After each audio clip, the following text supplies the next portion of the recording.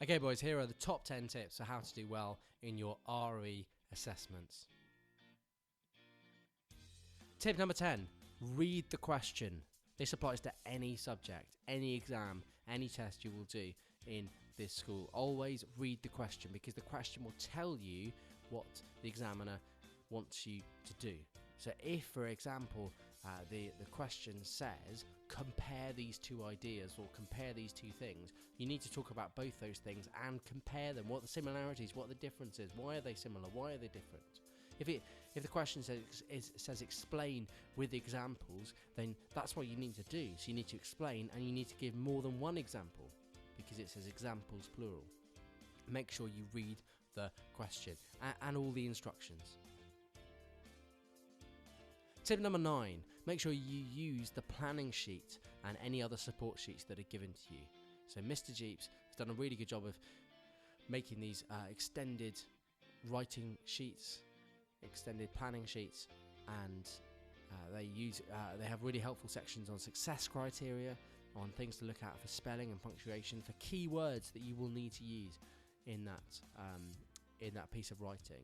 And also it gives you a bit at the bottom where you can write down a plan, a structure for your work.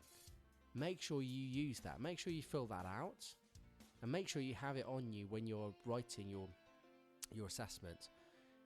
And then make sure that you keep on going back to it, you keep on self-assessing, you keep on looking at what you've been asked to do and asking yourself, oh, have I done this? Have I added a conclusion? Have I got the right number of paragraphs? Make sure you use your planning sheet. Tip number 8, make sure you focus on the content more than what it looks like. Focus more on the content than what it looks like. In other words, make sure you focus on what is in your words, the things you are writing, rather than the font you use or the colour you use for your letters if you're doing it on your Chromebook. Okay? Because those things have nothing to do with the level you will get. Don't try and make it look pretty. Make it really, really good in terms of what you are writing about.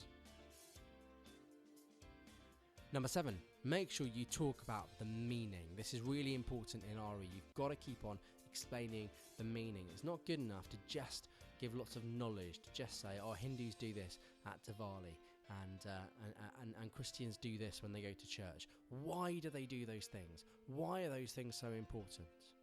What is the meaning behind them? So, for example, with Christmas, it's not good enough to just say Christians put up trees with lights and they go to carol services and they give each other presents. Why do they do that? You've got to talk about the Bible story behind it. And you've got to explain why Jesus' birth is so important for Christians. It's because they believe he is God the Son, come into the world to save people by dying on the cross. You've got to keep explaining the meaning, not just giving some facts. Tip number 6, make sure you refer to holy books and use lots of key words. So these are the kind of things you need to be hitting in your assessments and in your extended writing. Make sure you are referring to holy books.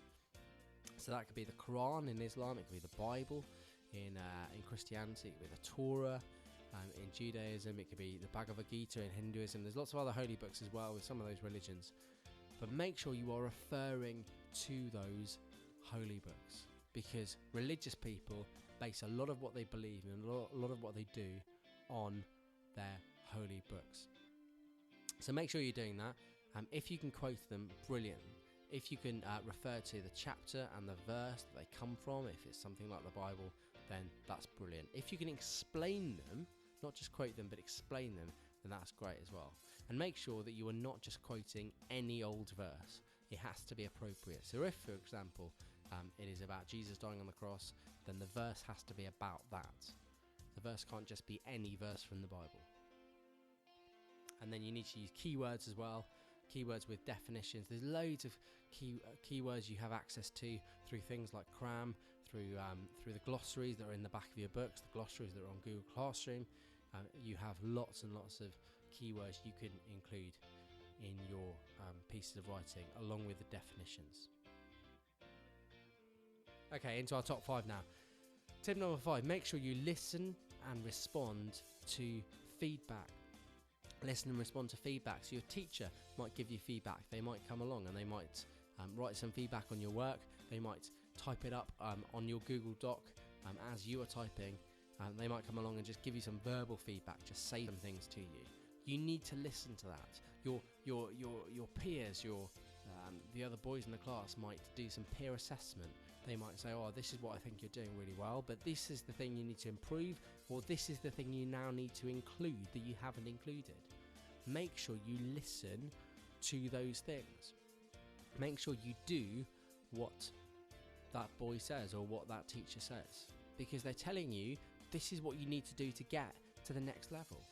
And you'd be really, really silly to ignore that. So make sure you listen to the feedback and respond to it. Tip number 4, make sure nothing is copied from the internet in your work. Make sure nothing is copied. Firstly, because it's really obvious to the teachers when they look at your work. It's really obvious when someone has just copied from the internet, partly because we can just type it into Google and we'll find it. If you found it, we will find it. Also, it's just pointless because it doesn't show us anything about your thinking or your ability or your understanding. And it won't count. It won't count. So anything you've put down that has been copied will just have a line through it. So make sure you don't do that. Make sure things are in your own words. Tip number 3, make sure you proofread. Make sure the work that you hand in is the best work it can possibly be. Make sure that if you have 5 minutes at the end, you're checking that your spelling of keywords is right, making sure that you're using capital letters in the right places, which is really important in RE with things like holy books and names of religions and religious leaders and things like that, all having capital letters. Make sure that you are using proofreading checklists if you've been given them by your teacher. Make sure that you are checking through your work. You're not just handing in something which you haven't really looked at. Tip number 2, be ambitious. Be ambitious. So make sure the work you hand in is the best work it can be and really reach for the high levels. So if your target level is, let's say, a level 3, then go for a level 4, go for a level 5. Do a lot more than you think you need to do. Do a lot more than you think is required for your level. Really reach for the stars. Really go for it. Be ambitious. And that links with tip number 1, which is make sure you know how to get to the next level. Make sure you always know where you're at the moment and what you need to do to move up a level. If someone walks into the classroom, they should be able to ask you, what level are you at the moment? What level would you like to be at? And how are you going to get there? You should always be able to answer them. And if you look at things like I can statements, which are given out before a lot of your assessments, if you can look at those things, then you should know what you need to do in order to reach the next level, because it's all about reading it and looking at the level descriptors and just doing it. Make sure you know how to get to the next level. So there you go. There are top 10 tips. Number 10, read the question. Number 9, use the planning sheets and other support sheets. Number 8, focus on the content. Number 7, talk about the meaning. Number 6, refer to holy books and use keywords. Number 5, listen and respond to feedback. Number 4, don't copy. Number 3, make sure you proofread. Number 2, be ambitious. Make sure the work you hand in is the best it can possibly be. And number 1, know where you're at and how to get to the next level. If you do all of those things, you will do really, really well in your RE assessments.